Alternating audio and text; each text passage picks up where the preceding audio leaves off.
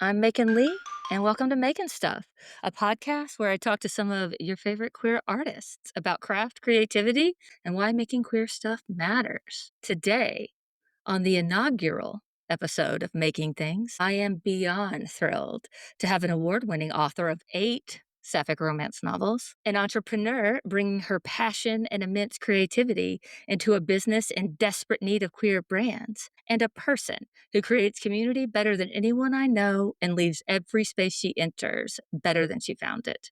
Anna Hartnett, welcome Wow, to Making Things. what an intro. Hey, Thanks for having me. I'm so oh my stoked for gosh. this. Yeah. Hey, cutting it down to just a few sentences was really hard. You have quite the list of achievements I I can pull from, mean, buddy. wow, you make me sound good. I'm gonna You steal are that good. intro for like my You LinkedIn or should. something. There you go. Dream.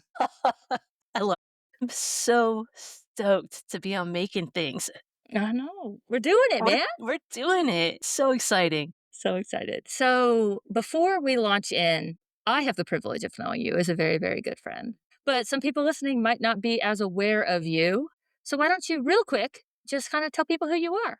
Okay, well, your words are hard to beat, but I'll do my best. I am Anna Hartnett. I write romance novels, mostly contemporary, sometimes new adult, sometimes adult. I live in Atlanta and I love Atlanta, Georgia. I play sports badly, but enthusiastically. I love wine. I love beer. Mhm. I love being outside. I think I'm addicted to walking, which is feels like pretty old of me. I think like once I turned 35, that became my new addiction is like walking the neighborhood. So now I know a lot of my neighbors. I'm really into that.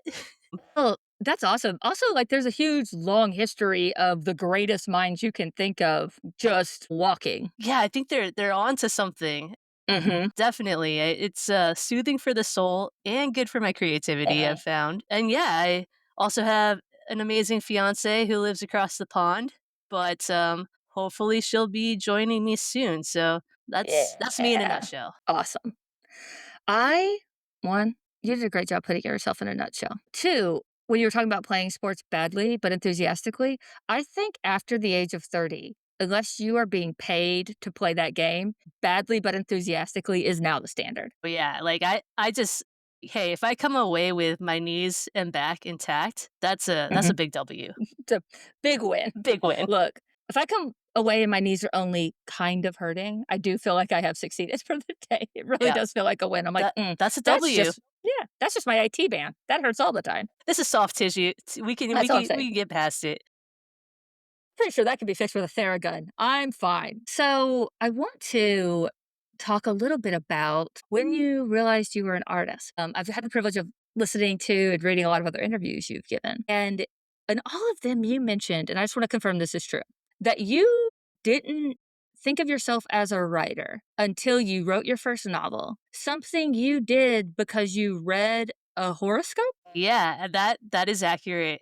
Absolutely. In fact, I have a long history of hating writing. I think it's really interesting because back in the day, I was working in a job I loved. I was working at the winery making wine, which was really fulfilling, but I didn't know that, like, I wanted another thing. I didn't know I was Mhm. creative. I didn't know this about myself. I always hated writing essays in school, prompts. It was, like, my least favorite thing. And then, yeah, so one day, I'm at my friend's house, and she's a Capricorn as well, and she has, like, a January horoscope, and I read it and it says, "Try, like, writing down your creative thoughts." And I was just like, "Okay, maybe I'll try that." And I was very ignorant Mhm. about what was out there. I also wasn't a big reader, which is, it's weird for an author to not be a reader, but so I think it was a superpower though, because I just went in with pure ignorance, and it was truly blissful. So I just started writing, and of all the big dreams I've had, like, I hit a golf ball straight one time and I'm like, "I'm gonna go pro," and then I never go back to the driving range. But yeah, I wrote a couple pages and it was a quick addiction. I'll Okay. say that. Yeah, and that's how it went. So you didn't think of yourself as creative, but like looking back on your childhood or just looking back in general, where were you? Because I don't think that, I think that we're, one, I think we're all creative, but two, I feel like writers are always collecting stories or conversation bits or even just like memories or moments. So like looking back on your childhood or looking back, where's do you see any breadcrumbs of like, oh, I was creatively thinking or I was squirreling this away? Or did it really just sort of pour out of you that one time? I think I reference that a lot Mhm. against being queer and my queer experience growing up because I feel like we must all growing up in any way that you may be different as a kid, you really grow up like internalizing moments deeply and like Yeah. thinking about them a lot. And so I don't know if I can like point to that as creativity, but I can point to that as something inside me that I hold on to. Mhm. The way that yeah, like I said, in any way that you're different that you realize, and you put more attention on it, then that becomes a seed and, whatever may grow of Mhm. it. But so I do have those, like, memories closer to my heart, like I'm sure we all do, and when I thought of how to be creative or write, that was definitely the Mhm. only thing that I wanted to write about was queer stories Yeah, being coming out. Yes, totally, starting with coming out, yeah, changing majors in college, literally changed majors a few times, but also We've all been there. yeah, but also my book and, like, just wanted to, I guess, tell that story to myself Yeah. again. Yeah. I love that book. I love all your writing. Hey, quick note, you'd be hard pressed to find a bigger Anna Hartnett fan in the world. So some of this is just going to be me geeking out with Anna. But But I love in your first two novels, Changing Majors and then Catching Feelings, it really feels like you were exploring in those books in a way that is deep what it means to be queer, what it means to be in a relationship, what it means to build community. And I think it's really special that it was also you exploring what it means to write. Because when I think about you as an artist, community, exploration, engagement, all those things that you're looking at in your novels are what you're looking at in life. And I just think that's a really beautiful thing to understand that you're finding your voice. Um, and when you found your writing voice, it was so completely the core of who you are as a person. yeah, you're so good at, like, kinda taking someone's work and arts and, like, really drawing these parallels to who they are as a person, and, I would have never thought that about my own journey, but yeah, there Mhm, but yeah, I mean, you're absolutely right, just mhm, exploring, and I think that's, probably why I was drawn to new adults in the beginning was mhm. that exploration. Yeah. In an interview you did with, I think, I Heart Sapphic is what I think it was, they asked you what your favorite ice cream flavor was. And you went on to describe like caramel or like whatever the flavor was. But then you said this line that I think about a lot. And I think it really describes your writing uh, and kind of how you live life. And you said, but my favorite ice cream flavor is the one in the bowl. And I think so much of you as an artist and as a person is it's the one in the bowl, like, present, engaged, happy to be here, excited that there's something in the bowl, ready to explore whatever it is. There's a part of you that's expecting the best, and I think that really bleeds through in your work. Because even in dark moments or hard things, there's this underpinning of hope in everything that you're writing, and not just, like, the happily ever after of it all, but, like, the world is a good place if you pay enough attention kind of hope. Have you always been a person that experienced the world in that sort of optimistic, engaged, happy to be here kind of way? Yeah, I'd say so. I think, Mhm, yes, that is my core, like, level of existence, but I do think some of that does come from, like, anxiety sometimes of, okay. like, if that makes sense, like, wanting everyone to feel the joy too is, like, something that really pushes me too through my Mhm, day and how I interact with people, like, that's really important to me, and I do feel, like, a little anxious about other people's experiences and, like, wanting to, yeah, make sure that everyone is experiencing that together, but also I can't talk about living my life in a positive way and expecting the best Beth, um, without talking about my wild privilege too. Correct, yeah. right, like, I walk through this world in a very Mhm. privileged way, so I do wanna say that, but yeah, on a base level, I am expecting the best and a positive outcome, and that's just, like, for me, I need to too. Yeah.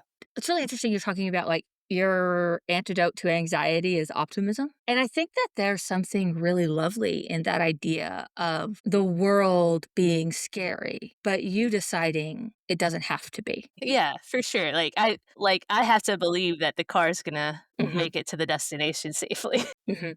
Well, like, one of my favorite things about you and this was, like, one of the first times we met, you were talking about, like, how you love to travel, like, you're an easygoing traveler, but you also bring a carbon monoxide detector with you when you do travel, um and it's like, I'm not gonna not experience the world, but there's, like, something so interesting in the willing to go, also going to, Absolutely. have something in my back Always. pocket. Look, I'm just checking the boxes here.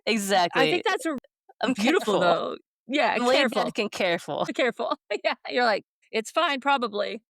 I think that's great, though. How does your anxiety impact or have a relationship with your work, your art? Man, I mean, how does it not have a relationship with our work, right? Like, Mhm, especially if you struggle with that a lot in your life, like I have, it's it's interesting because it manifests in a lot of different ways with different books and with different times of your life. Initially, writing was an escape of that feeling and like mhm. a really safe space, a place where when I get in the groove of writing, it just shuts that part of your brain off when you're really in it in your story. Like you can't think about your own stuff when you're Yeah. in that moment. But then other times the anxiety clashes with the work. Like instead of wanting to take haven in your creativity or what you're writing, it's almost like I just can't go there. Like I'm pushing that away because I can't come down to that spot and be still. Like sometimes I just gotta be, you know, avoiding, honestly. No, for real. Yeah. But I think something that is not talked about enough as writers is how vulnerable it is. At least for me. I guess I can't speak for every writer, but for me, it really takes me going to a very like vulnerable, open space. And sometimes you just can't reach it. Like there's like the world is keeping you from going there, or you're keeping you from going there for whatever reason. yeah, exactly. And that's something that's hard, like when you're on a deadline and Hmm. you have this commitment to yourself and maybe your publisher or even your readers if you're self-published Hmm. or whatever, and you have Hmm. this expectation of yourself to meet this standard of work that's kind of drilled into us all. But like you said, it's such an interesting because it is work for a lot of people, Hmm. but it is art. So it's hard to train yourself to be able to make that happen, and sometimes you don't. Sometimes you just gotta take the space and come back to it when you're ready, because I think we all know our work can suffer if we try to force it in that way. Yeah. Well, for sure. First of all, for sure. Second of all, as someone who is shit in the bed on a deadline pretty constantly, I feel you. And like for me, I just can't go there. I just can't. The pressure of expectation shuts down something deeply creative in me because now it is like work and the ADHD kicks in. And so I really like feel that idea of, yeah, sometimes you just can't get there. And when you're on a deadline, sometimes that means just means you put words on a page. Right. Yeah, it's tricky, and I do often think about, like, writing my first book, changing majors, and like how that's an experience that I cherish because I really knew nothing and had no deadline or expectation, and that's like a really protected space of creativity that sometimes you never get back as an author. Yeah. um and it's just you doing your thing, Mhm. exploring, learning, and developing, and of course, once you get a good editor you develop even more, but I just Mhm. mean in terms of, yeah, exploration, really. Well, and it's leveling up as an artist. It's not just for me, it's not just like the craft of it. It's also the professionalism of it, like learning how to be not just a writer, but an author. Like, Yeah. I think I'm a really good writer and a really bad author. Well, that's Like, that's how debatable. I But identify personally. Like, I love writing. I think that I have a talent for it. I like to get better. Like all the writing stuff, I'm like in. But the author stuff of it, the other side of it is really difficult. And I don't think we talk enough about that side of even the writing Well, bits of it. how would you, like, decipher between being a writer and being an author? I guess when I'm thinking about the author part of it, it's the deadlines of it all. It's The the more the business side? yeah, the business side, the marketing of it. Yeah. And also some of it is the, like, buckling down and, like, the story sucks makes it better because like, my inclination when a story sucks is like, "Oh, this must not be the right move. I should be writing something else." And I think a lot of learning to be an author and not just a writer is to say, "Or I could figure out how to make it good because there's a good story here." I could not relate to that more. Yeah, Mhm. definitely. It's a Yeah, it talent is. to be a good author. Oh my It's god. amazing. Like, yeah, it's incredible to Mhm, watch how people can really, I mean, they have that, I mean, so much effort put in, obviously, but also mhm. just they're good at it, and it's incredible to watch for sure. Such a talent. Yeah, Oh my god.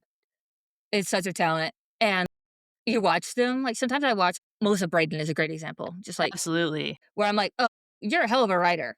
You can fully write your tits off, but also, you're such a good author, and I don't understand how you can do both things." So Like, maybe good. one day. Yeah, that is a talent, and so much, again, and so much effort Mhm. put in on that Oh my side, god. you know?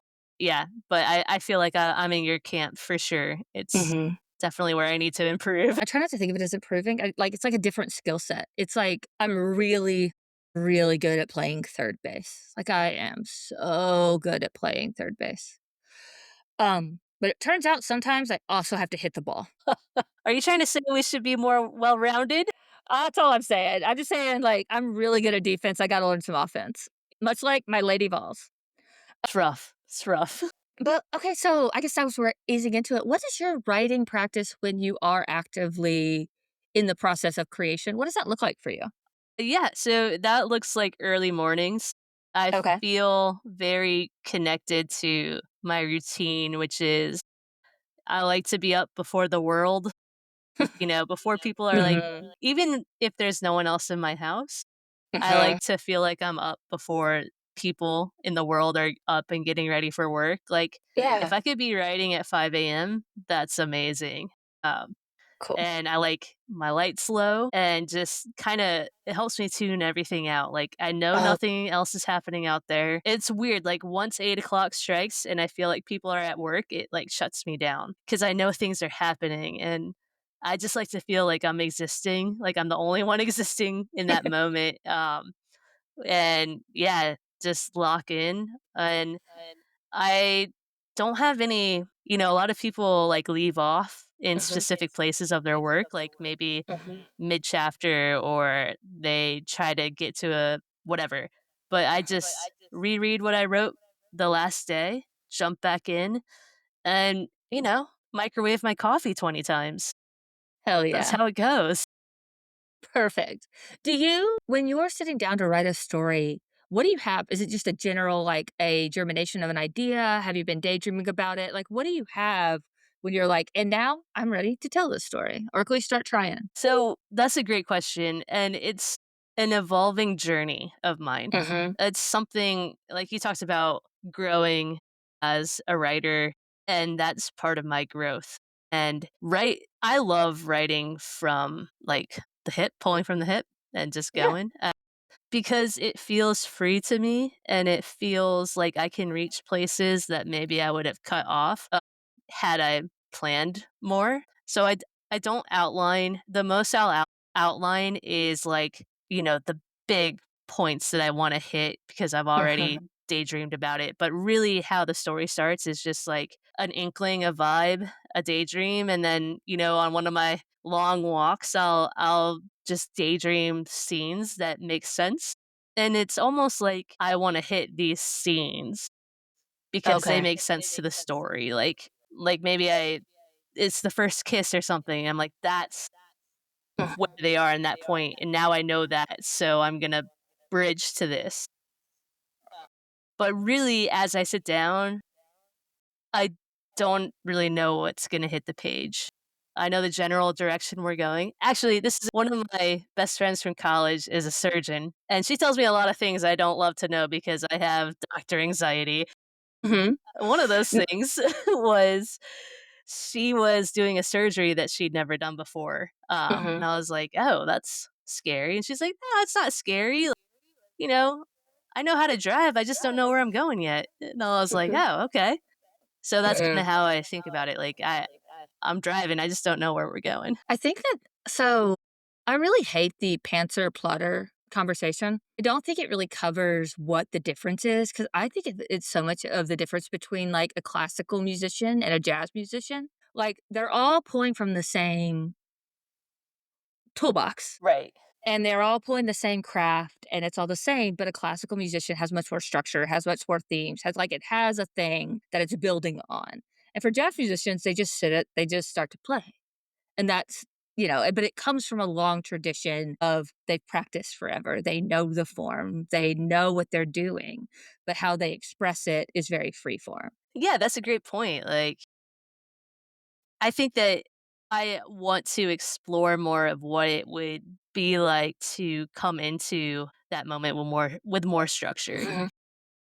With, like, kinda layering of, like, what are the themes of my story? Well, we've talked about Yeah. this before, like, Yeah. what really is going on in every chapter and every subplot. Mhm. Like, I am curious what that would bring to my creativity, but Mhm. it is I'm not gonna lie, it's hard for me to turn my brain into that analytical place when all I wanna do is Mhm. just hit the ground running. Can I ask why you would like to see that? Like, what, just because it'd be interesting to you, or do you feel like some societal pressure to be more a fancy writer? Well, you know what? Now that you say it, probably both. Mhm.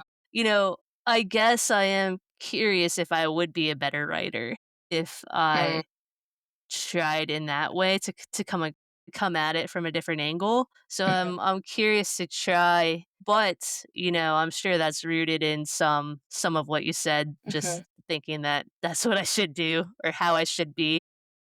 Well, you know how like society is built for morning people?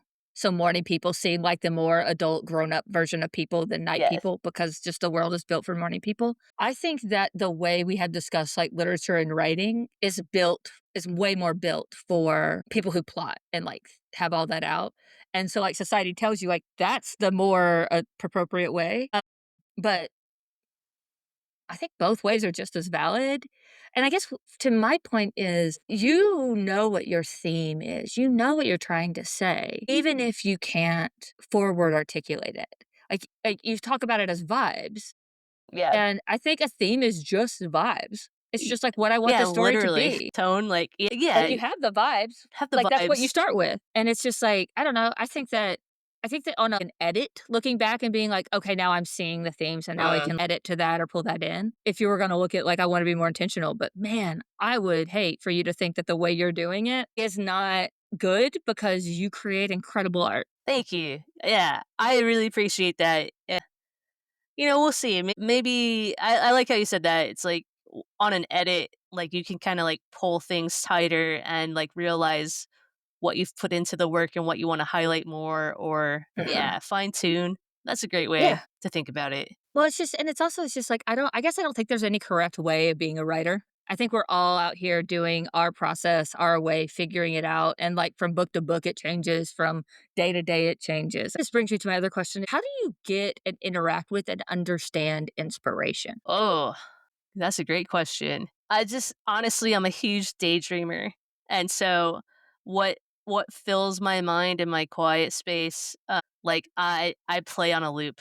Like it's like eating ice cream, like, I wanna eat the whole pint, like, I want if something is in my head, like, it's what plays, so if I can't get it out of my head, that's what the story is gonna be. I can't Mhm. move on from it, really. The inspiration makes itself known, and that's kinda all I think about, until I write it. I mean, we all get, like, the next story idea that pops into our head, but I daydream about it, and I'll make notes on my phone, and I'll flesh it out, but I'm really just walking and daydreaming, honestly. Roxane Gay said this incredible thing, and I can't remember, it might have been in her Great Courses class or somewhere, where she was talking about herself as a writer, and she's like, "By the time I sit down to write, it comes pretty easy and I'm ready to go because it's already been written in my head because I've been thinking about it so much." And it's not like taking notes or whatever, but it's like she is like internally thinking about the argument, thinking about the thing. And then Yeah, when it gets time to putting it on the page,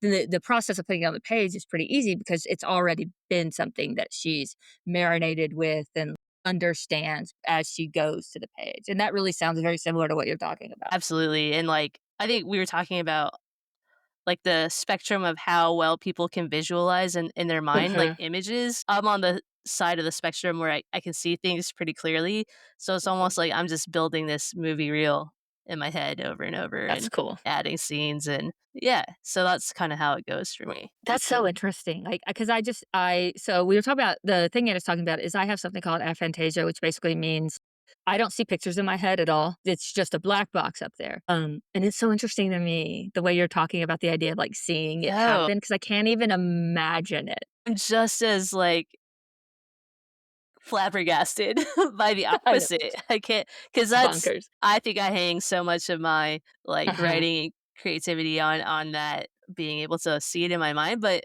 I mean, like you were saying during this conversation, like, you can feel it, Yeah. and, like, that's the same thing, I guess, you know? Well, yeah, it's so funny because it's like they're like, so like, what do you mean? Like, how do you describe things? And I was like, I know what things are. I've seen things. Like, you don't forget what an apple is.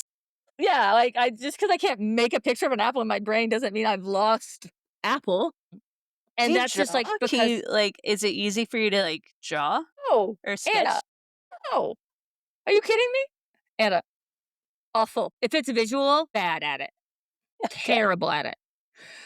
Literally in art class, I we had to do this, like, drawing of a puffin. I'll never forget it, and it took me 3 times as long as everyone Oh, else in the no. class to do a much worse job. I mean, if you can't pull up an image in your mind, that's gotta be really hard to just put it on paper. Or they're like, "Shade it," like, "Make it look three-dimensional." I was like, Whoa, I mean, "With that's asking how?" a lot here. That's asking a What lot. they're like, "I do cross hatching." I was like, "Where?" They're like, "Where the light would hit it." And that's not useful information for me. Ma'am, do you think that when you are like, how do you know when a story is ready to go? Like when you're like, have daydreamed about it enough and it's like present enough? Like, how do you know that you're ready to do this thing? I'm still learning that. Sometimes I think I hit the ground running a little too soon, because Uh, yeah, when I hit that, like, 40,000 word mark, and then I'm like, "Oh, I don't know what door to open." Where whoops.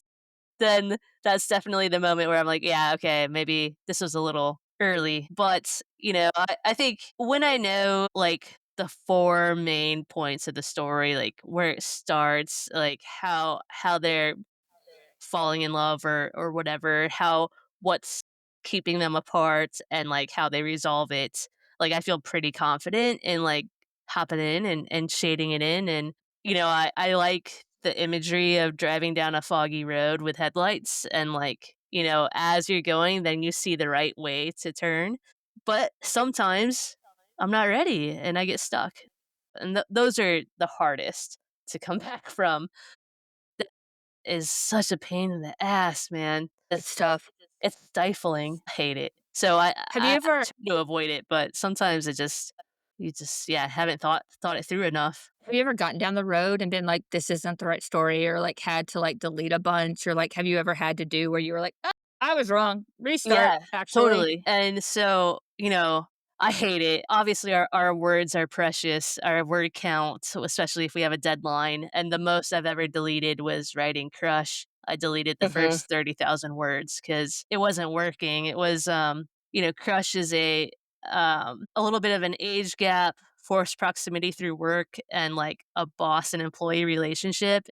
It felt too too much in the way of, like, the power dynamic wasn't working, and I, like, kept trying to, like, just change it with, like, the next scene of, like, warming and, like, "Oh, but she's coming around," and I was like, "No, this is not working. This is wrong. I need to just totally scrap it and start again. And that hurt my little writer heart because I was like, wow, 30,000 words is, you know, like a third of a novel. How many words have you written that haven't been published? Not a lot. That's fucking crazy. Th That's a those crazy thing. 30,000, that's probably it. Like, I don't write anything that's not a novel. That's wild, And if you dude. That's try to make me write a little prompt, fun, short story thing, I will say, "No, I'm gonna have a beer instead because I don't write unless it's a book. I write look, bitches, I'm here to write books. I'm here to write I'm here to books." That's it. I'm I'm not here gonna lie, I'm in it for the long game. That's the only thing that, like, pulls me in. My brother actually, shout out, Mhm, he he is, like, exploring his own creativity, and he got a little journal, and he is mhm, writing off prompts, like little short mhm, stories, and that blows my mind. He loves it, and I'm so happy for mhm. him, but I'm like, That's homework, man. I don't do homework anymore." Why we out here doing homework. That's awesome. I just it's just that meme of the wrestler where it's like, "I came here to chew bubble gum and kick ass, and I'm all out of bubble gum." Only it's, "I came here to chew bubble gum and write novels, I'm all out of bubble gum." It's just you writing novels. Yeah, like, my friend is in a writing group, and she was like, "Yeah, we" like, again, writing off these prompts and reading each other's work, and I just could not think of something that I wanna do less. Full I don't know why. I don't know why my brain is like that. it's working for you.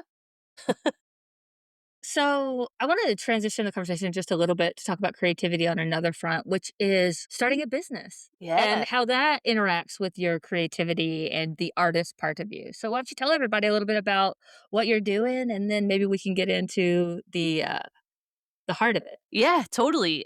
So I am starting a business called Family Room Wine. I've worked in the wine industry my whole working career basically, Mhm. and there's a very interesting gap in the market of, LGBTQ plus consumers make up one of the strongest consumer bases of wine, and there is a huge lack of wine brands that represent us, Mhm. that want to authentically celebrate us, connect with us, and we're kind of left with that pride season grab for our money.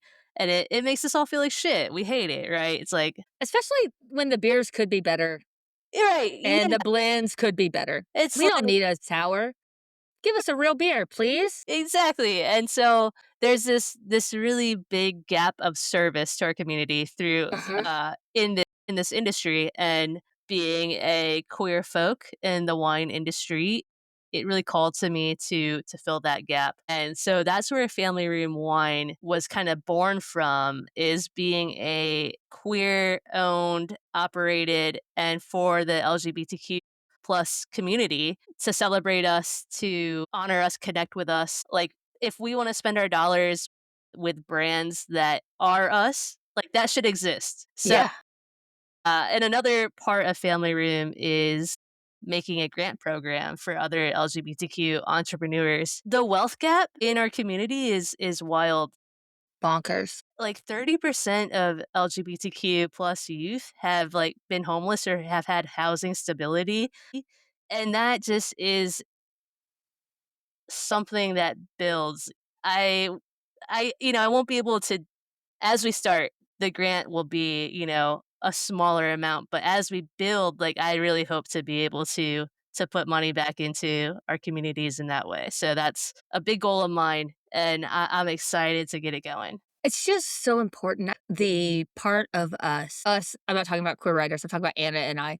The thing in community matters so, Buzz. and I think both of you and I share a passion for when we write books, when we start businesses, when we do events, when we do podcasts. At the core of it, we wanna welcome you to a seat at the table and remind you that we're just people making stuff. Hey.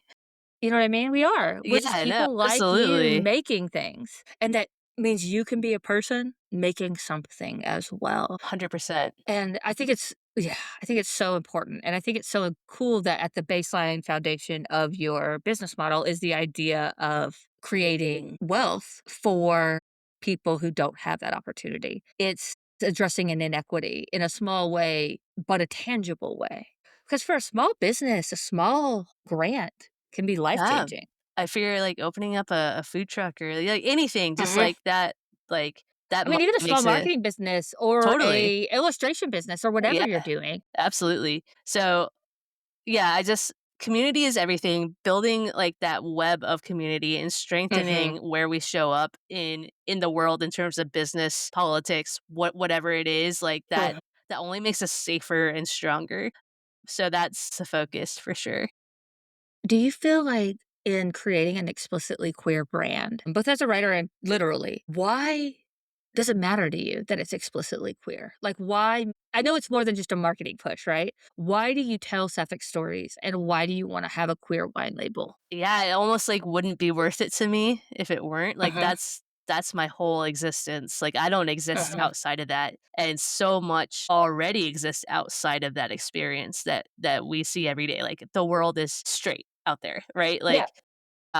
And to me, like, I find so much of the beauty in what I'm creating. I live it through my queerness, so that's how I Uh-huh. wanna create it. Like, I don't wanna bring to market another brand that doesn't breathe and live queerness at all. That's not what I'm called to do. I don't wanna write why would I write a non-queer book? That's not me, and that's not where I wanna exist, you know? And that yeah, it's just not worth it to me otherwise. Looking back, what would have meant to you as a young queer person to see a queer wine label when you were working in the wine industry or to be more aware of the queer books that existed? Yeah, and as a woman, especially Mhm. in the wine industry, like, I remember when I got hired, one of my bosses came down, the higher up boss who Mhm. didn't need to meet me, Yeah. came down and was like, I just needed to get my eyes on you because you're a woman." And to, like, make sure you were up for the task and, just so like, lovely guy, but, like, so many microaggressions or, like, Mhm. comments and to see and so many amazing women winemakers are out there and have laid this path and queer winemakers too. Like I am not the first person to endeavor to do this, but in a like national way that is very seen and available and you can go, the goal is to go to Kroger or your grocery store and find this wine always accessible and affordable. That doesn't exist. So being able to be seen in that way would have felt amazing. Like, the wine industry is so white male, straight driven that, like, we're still working on that for sure. Well, and I think in spaces, so like I grew up in a very heteronormative, evangelical, white space, and it made me feel so othered that yeah, that it was hard to see myself in anything. But then the other side of it is, especially where I grew up, and I've said this before, and I will say it all as many times as I have to. Like, you were taught that what you love was bad, and the way that you love was bad, and then there was real shame in loving things because you were taught that your love was wrong, and it made you not trust what you love. And I think it is so important to see queer people doing the things that people love, so that kids like me can see a bottle of wine and think, "Oh, I can be a vintner," or whatever you call a Yeah. winemaker. Absolutely, and I do wanna shout out someone real quick, Remy Wines from Oregon. When I was just starting in the wine industry, I met Remy a couple times, and she's a queer woman, and she's Mhm, killing it, and she makes wine, and I just wanna say, like, that knowing her definitely, mhm. it was like a rock for me to, like I was like, "Oh, Cool. okay." Yeah, like, so I do wanna shout out that, like, these people, like Remy who have been there before me and exist and means so much too. But obviously the Absolutely. vast majority are just all the same. In terms of the wine industry Mhm. at large. Well, and I also think it matters that you're Anna from Atlanta and not Remy from Oregon. Yeah, and uh, yeah, and I just want to be able to bring this quality to folks at an accessible point, Yeah. location wise and price wise. So that's the Mhm. that's So cool. You're a really rad human being. You're a rad I'm human really being. Hey, thanks. Okay, let's talk about your latest book, The Moon to Me. Alright, let's do it. You ready? We're gonna dig deep. So this is a book that is beautiful and funny and kind of a romp. But at its core, this is a book about deep, deep sorrow. Like this is a book about grief, um, and pain and the way that grief and pain shapes us. What made you want to tell this kind of story that's very different than anything you've ever done before? Yeah, I think in a way that writing about grief for me takes off in my mind and my creativity some guardrails. This, kind of the same as writing new adult. I feel like I allow myself more, unhinged descriptions. And that's to my detriment because I know like as adults without going through grief, we think unhinged things all the time and we are messy. But it's true. Messy as hell, sis. Messy as hell. But for me, like writing grief and writing through grief, it makes me feel like I can go further and just write whatever I want and as weird as I want. And things can make a little less, not less sense, but like they can be a little less pretty or a little less Mhm, put together or polished because you're in this other layer of existence, which is grief mhm. or being Yeah. 21 and a mess or outside of that sphere of everyday life. You chose to write this book at the first person. Why? I think because it is just such an intimate exploration of grief, like a lot of her journey, a lot of Eden's journey is internal. And to Mhm. me, again, like, this is just my style preference, and where I feel like I can get the most weird is through first person and really being so close to the character, um, and her messiness and her grief. It's my it's also just my preference of writing and what I feel like I can access the most of my character is being first person. I just thought it was such a lovely, perfect choice for a story like this because grief is such a first person experience. And it's also such an isolating experience. And I think that the way you wrote Eden and the way you wrote her story was very internal in the way that grief feels internal. And I just thought it was like a great choice and not one that a lot of people, especially writing in a explicitly romance space, would have made. And so I was just curious because I thought it was like so perfect for this kind of story. Yeah. I don't think I could have imagined writing that book any other way than Mhm. first person, so sometimes I'm torn, but I wasn't torn on that one. So, and I just know you personally, and so I know what you've been going through. But in this book feels intimate in a way that not all books feel intimate. Like this book feels very personal. And so I guess I would like to talk about like how heartbreak and falling in love and what all of that impacted the telling of the story and the writing of this story because it does feel beautifully connected and beautifully intimate in a way that maybe other stories haven't. Yeah, I think, I love all the books I've written because Mhm, I wrote them, they're mine, right? But I feel like I had been writing things lately that weren't like my core favorite, like weren't mhm. the most me. Yeah. And yeah, it has been a tumultuous few years and like I just wanted to write my book. And I Yeah. wanted to write a book that I felt deeply like I just felt like I hadn't in the last few come to that space again.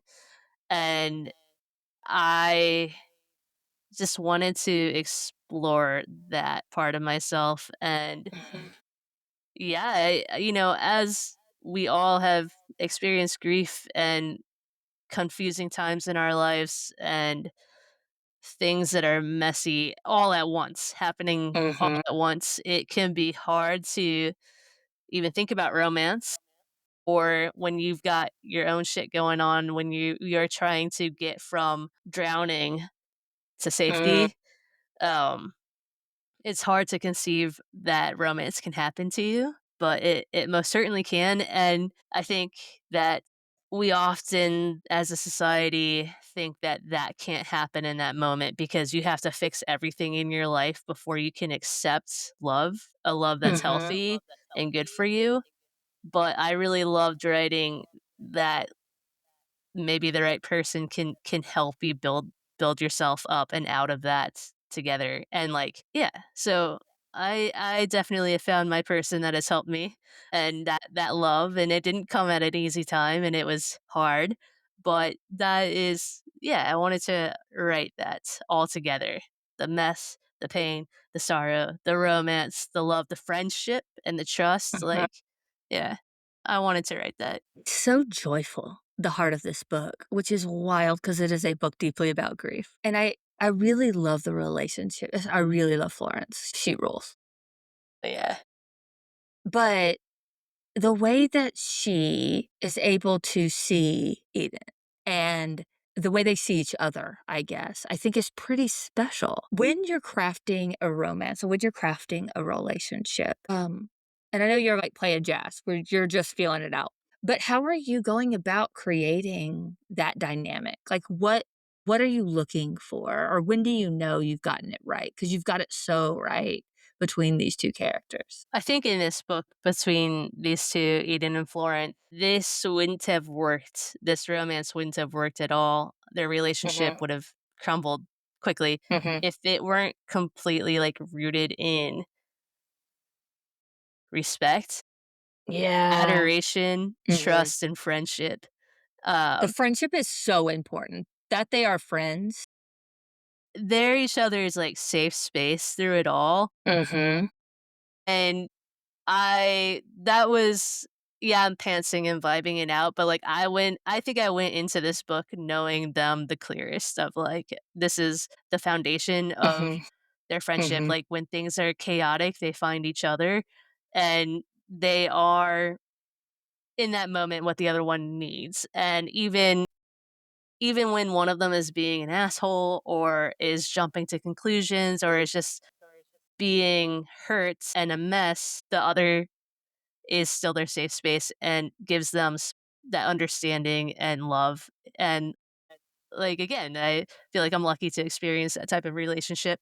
And I always knew that that was going to be their base between them. And so from experience, I guess I knew they would get it right in the end. In the end.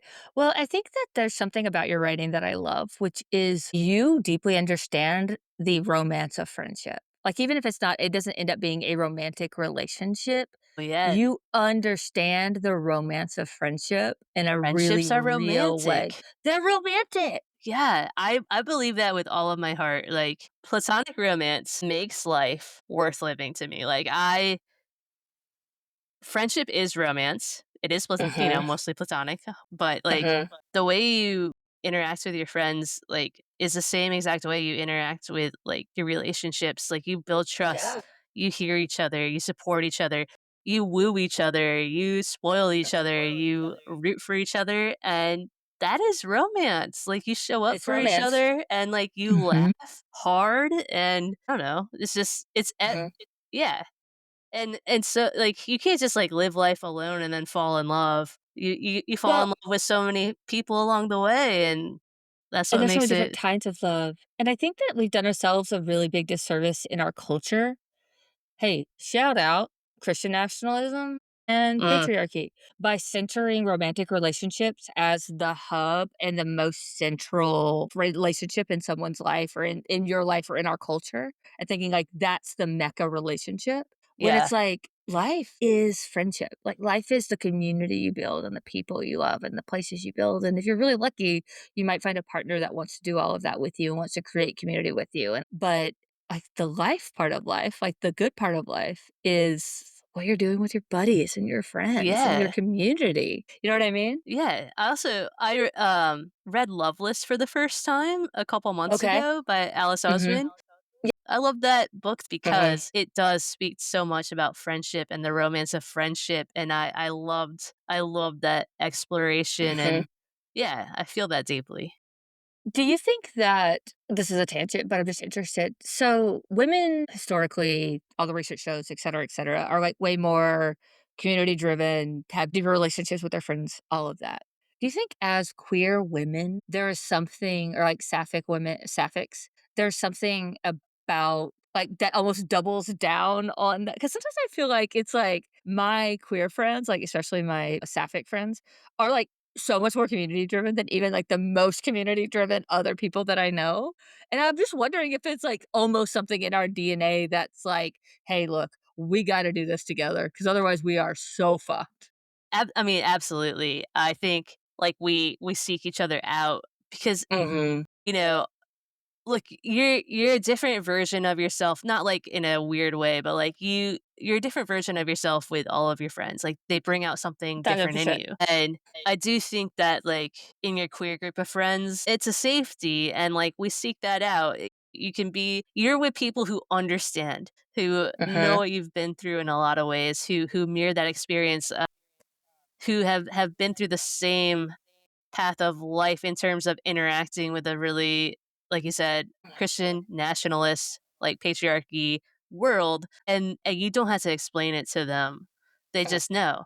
And I do think that oh, and especially like when, now a lot of our kids have children and like that's a whole nother part of the queer experience that is really different. To have a village of queer folks behind you, I think is yeah, there's definitely so much value in that community, and I do think we seek that out, like yeah, 100%. I love my straight friends too, for my straight friends listening, obviously, but yeah, Hey, you need them all. shout out shout out straight people. Shout out. I'm sorry you don't come more Literally, to everything and in general. this is the Alright, science. science is science. Okay, well, straight people. We really got to straight people in the end, and that bums me out, so we're going back to gay shit.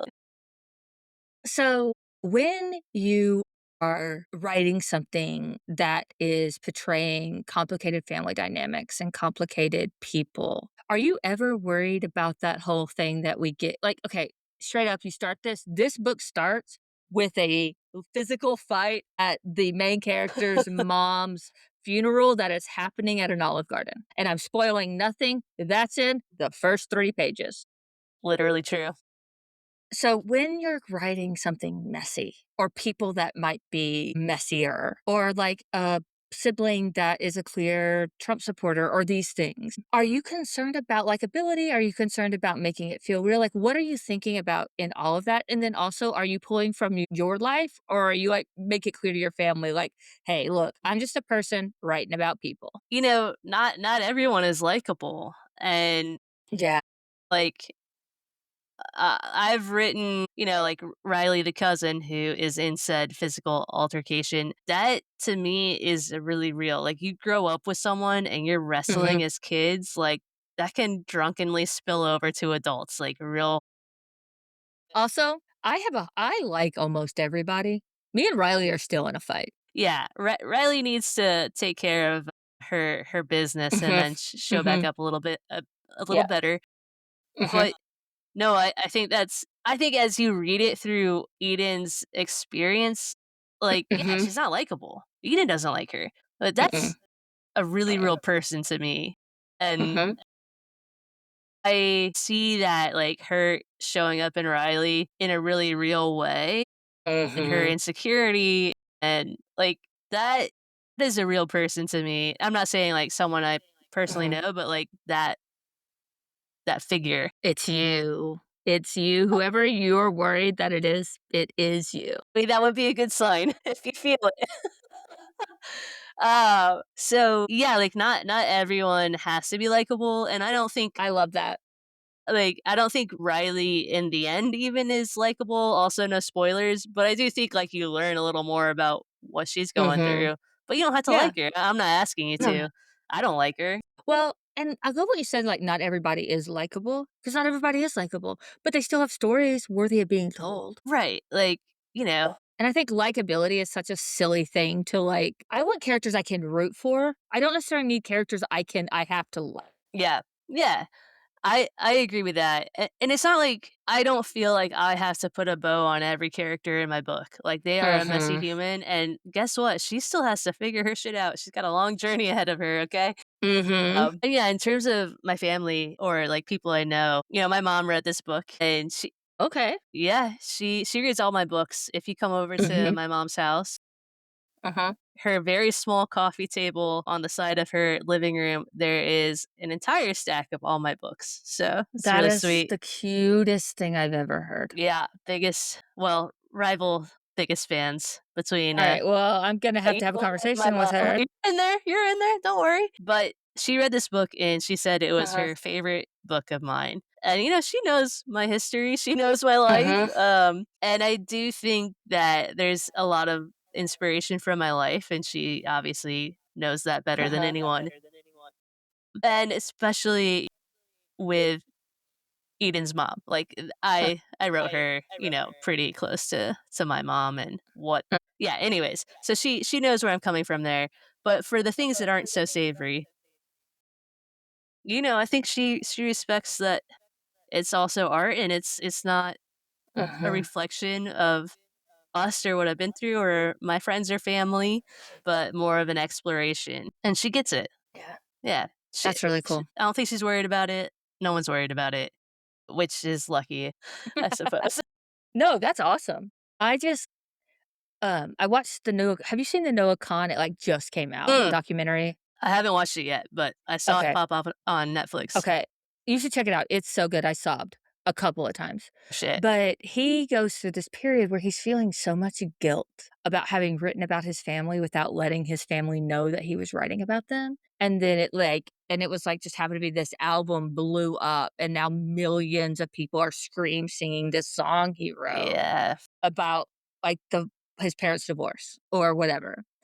And I have never really my parents don't read my stuff. It's better for our relationship. It's not a sad fair thing. enough, Guys, fair don't feel enough. sad. It's fine. But I just like that kind of guilt, holding that kind of guilt was something I related to a lot because I do think that I have like this pleaser streak in me that worries about hurting people with my art in a way that's probably not healthy. I probably should have a way more like Taylor Swift and Lamont approach where it's like if people don't want bad things written about them, they shouldn't do bad things. Yeah, I mean, that's fair. But it like but it just really stymied me, so I was just wondering it stymies me. Yeah. So I was just wondering, like, kind of your thoughts on that. So it's really interesting to see. It's like Honestly, my mom and my partner are the Mhm, only ones who I think I think a lot of people read my first book, but I think they're the only ones who currently read my work, and mm, so the only ones I really worry about in that way. And okay, yeah, I that think makes sense. my mom is pretty down. Yeah. I mean, she's a pretty likable character, so Yeah, yeah. you're I was welcome, like mom, if you're I was like, listening. "Shout out Anna's mom who is a saint." Yeah. I love that. It's so good. Guys, this book is so good. Oh my gosh. I've been in the biggest reading slump, and then I read this book, and it pushed me out of that reading slump Aw, so hard. I'm glad. I will say I don't think it's as sad as, like, the blurb suggests, like, It's not it's a joy, it's a romp, it's a so, like, romp, what yeah. you need to understand is that it starts at a funeral, but ultimately, this is a road trip book. It's a road trip story, and it has all your favorite road trip tropes, and there are so many funny things that are happening, and there's so many absurd, beautiful moments, and it's really fun, which is wild because it is absolutely a book about grief. Yeah, it's like a fast-paced book, I think. Yeah. Yeah, yeah, Yeah. okay, The yeah. pacing is incredible, though, like, it's not yeah. Fast pace, I would We're say not that it wallowing here. We're no, there's no moving. wallowing. It moves quickly, and it's really, really good. Thank you, Macon. Yeah, I'm I glad love you it. liked it. You guys should read it. I just wanna make you proud. Well, you do. And it is I will say this, it is probably your best book. It is not my favorite of your books, but it is probably your best book. I'll All take your it. books are great, though. That wasn't me saying that the rest of your books aren't good. I do not No, you're not gonna internalize that. What you're gonna internalize is you're an no. incredible writer, one of my Thank you, favorites. thank you. This is so good. I appreciate that, Her for best real. book is this book. My favorite of her book is Coasting and Crashing, Why did and I don't feel maybe like I knew Catching that. Feelings. Yeah, I think I thought it was Catching Feelings, but Well, it's probably is Catching Feelings because that is a perfect romance. Catching Feelings is a perfect romance novel. It's a perfect romance novel, and you're like, Can't be read it. It's a perfect romance novel. Anyone I've ever told to read it, they've read it, they're like, "Hey, that was a perfect romance novel." And I'm like, "See? I told you. It's a perfect romance novel." It's also about softball season. It's a great time to get Let's into go. it. Okay, so last thing I wanna Okay. talk about, and then we'll say goodbye. So, let's talk about Emma and Andy. Emma is Oh, the no, you're gonna protagonist get me in of trouble. fuck it. Alright. Emma is the protagonist of Coasting and Crashing. Andy is the protagonist of Catching Feelings. These are romance novels. Now, I want to talk about something called a happier for now. That's what happens when you fall in love in college. Yeah, odds are This it's a isn't happy this for isn't a now. happily this isn't a happily ever after. This is happily for now. I fell in love with this person in college. We banged all through college. I turned 25 and realized I don't know this person anymore and we're not meant for each other. Cuz I was fully 19 the first time we had sex. Literally, yep, different people, brains are a different brain after That's all I'm you saying. grow up, yeah. So, that being said, when am I gonna get my Andy and Emma actually fall in love the way it's meant to be I book, know, Anna? they're endgame. I feel it They're too, endgame, that's what I think. and it doesn't take away from the beauty of those other No, it relationships. doesn't. And anyone I who thinks that does, I think that, like, those books can stand and it would be great, like, yeah. the or I do feel like Andy and Emma are I just feel it. I don't know how to explain it. I think I accidentally wrote them as soulmates or something. Yes, you did. You fully did. Here's the And, like, thing. They're great. They're great. They're better together. And I want just everyone just take a walk with me. These two people, they had great relationships in college. They get to their lives. They have messy breakups because they're 24-year-old lesbians. yeah. Then they go through their shit. They all do the things that they want to do with their lives. Andy's out here probably being a project manager somewhere if we're all being honest with ourselves. Emma's over here doing some cool shit. She probably has a podcast. You know what I'm saying? I don't They're even living their remember what she lives. majored in. She was gonna be a lawyer. It Yeah, doesn't matter. Look, yeah, it doesn't I could matter. tell you I could tell you your book, but that's not what we're here to do. What we're here to do is to tell you. And then it's the high school reunion. 10-year high school reunion. This is okay, this is you wanna know how I see it? Yeah, let's see it. Yeah, yes, that's what I Okay. literally I want to know how you see it. What I'm trying to do is to get you to write it down. See it is so obviously, they're in their own super Mhm. serious relationships. They're probably living in different parts of the country. They don't 1000%. talk because I think it's probably weird for them to talk, Mhm. but their parents are friends. So That's a I fact. see that Andy is home after a messy breakup. Her Mhm. mom is like just being like rediscovering herself and she's like having like some little neighborhood shindig and in Uh-huh. walks Emma and her mom because her Mhm. mom forces her, whatever, Mhm. maybe has those Mhm. hopes as well as Mhm. we do. And Andy just looks up and is like, fucking Jesus God Christ. damn it. God Yep. damn it. I love that. Can I ask After like a a decade. tangential question? Does Andy's mom fuck? Does Andy's mom fuck? She's I think she cool. Is that does. the Yeah, question? that's what I mean. Like, she's a red lady. Yeah, she's red. I think so too. Yeah. So that's the moment I see Mhm. is like Mhm. Emma only agrees to go because what are the odds that Andy would be there? She lives 'Cause in Andy lives in XYZ. Yeah. yeah. And maybe, like, Emma's mom okay, maybe I shouldn't say this all here. I'll write it Mhm. one day. One day. Mhm. Watch this Here's the space. thing. Watch this space. Okay. Hey, everyone out there, if you're mad about this, get in my DMs. You leave Anda's DMs alone. You come to me and we'll fight about it. But you do not give her Well, one hard time about this. just to reiterate what you said, it doesn't take away from those relationships that they have had in Mhm. college. Those Mm-mm. are precious relationships. Mhm. We need them. 'em. They're lovely They and define us. They real. help us become people. Yeah, exactly. Becoming. Yeah. Yeah. Yes. But, sometimes you're not in game. There you go. And, And uh that's okay. And that's okay, exactly, it's still Yeah. special. So special. Hey, Anna, thank you so much for being my first podcast guest. I love it, I'm so honored, this is the best. I cannot wait to listen to all your So episodes good. to come, love it. None of them will be as good as this one because none of them will be me pitching you my dream romance novel. Um, Maybe that's the one thing I will write that's not published. and I will publish it. I will find a way. I will find a way. Hey, Anna, where can people find you if they wanna learn more about you? They can find me on Instagram at Okay, Ana Hartnett Author and okay. on Threads with, I think, the same username. I'm pretty sure that's how that works. Mhm. Yeah, I think that's it. Cool, perfect, awesome. And you will find links to those spaces and her website and her books and most of the stuff we talked about and a petition for the Andy Emma novel in And the you're show right. notes. I do have a website that I forgot about, Yeah, but it that's is up to okay. date, I That's what I'm think. here for. It is up to date. It's very up to date.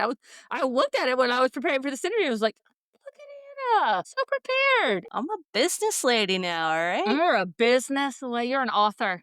You got I'm it an au all, baby. I'm an author now. I grew I'm an up. author now. Hey, thank you so much, bud. Thank you, Macon. This is All right. fantastic. Love it. And thanks you guys. See you next time. Bye.